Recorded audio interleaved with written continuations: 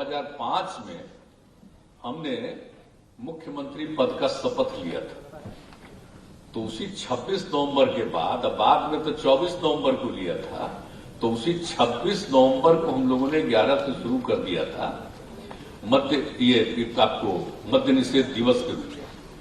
अब उस बीच में खूब प्रचार प्रसार होता रहा, लेकिन शराबबंदी तो कम नहीं हो रही थी, बढ़ती ही जा रही थी।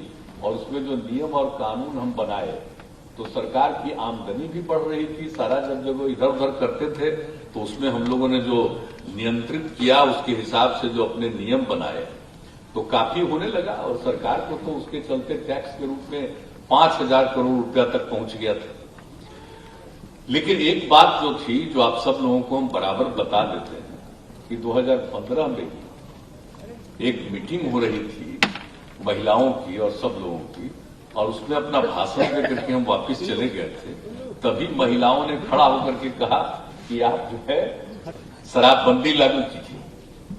तो फिर लौट करके आकर के हमने कह दिया कि अगर अगली बार हम चुनाव जीत जाएंगे तो शराबबंदी लागू करेंगे 15 में। तो 15 में चुनाव हुआ, जीत गए, तो उसके बाद ही हमने फिर शुरू करवा दिया एक एक चीज। और हमारे यहां पर बैठे हुए हैं पाठक जी, केके पाठक जी को उसी समय इस विभाग का हमने जिम्मा दिया था। और मुझे खुशी है कि जब उसी समय जब नई फिर सरकार हमारी बनी और उसी समय जब हमने कहा इनको एक एक चीज के लिए ये काम करने लगे, और उसी समय से बहुत बड़े पैमाने पर पूरे बिहार में अभियान चलाया गया। और खास करके और मांग तो महिलाओं की थी, इसलिए जीविका समूह और अन्य महिलाओं का पूरा सब जगह सहयोग हुआ कि पूरा का पूरा अभियान खास करके चलता रहा। और अंत में उसकी सब करते रहे हम लोग, क्योंकि जो अगली बार इसके लिए हम लोग जो लागू करेंगे तो उसके लिए कानून हम लोगों को करना पड़ेगा। और हाउस में तो एक नए साल में तो वही जो हम लोगों ने शुरू कर दिया 2016 में, यानी 1 अप्रैल से तो लागू कर दिया। तो उस समय तो हम लोगों ने सब प्रचार किया था, गांव में ही ज्यादा ये किया।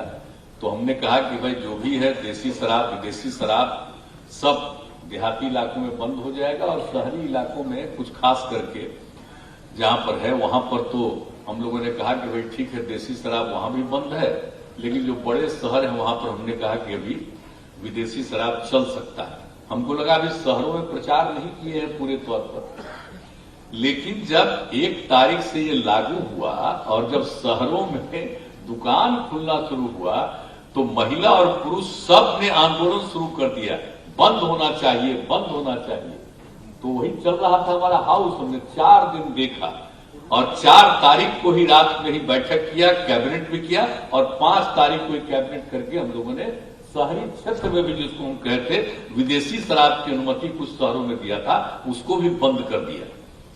यानी 1 तारीख से शुरू हुआ और 5 तारीख से फिर और बचे हुए कुछ शहरों में भी जो विदेशी शराब था उसको भी बंद किया। अब उसके लिए तो पूरे तौर पर चलता रहा, और हम लोग तो 2-3 महीना जगह जगह घूम करके और लोगों की बात सुनते थे कि भाई आप लोग बताइए क्या अनुभव है।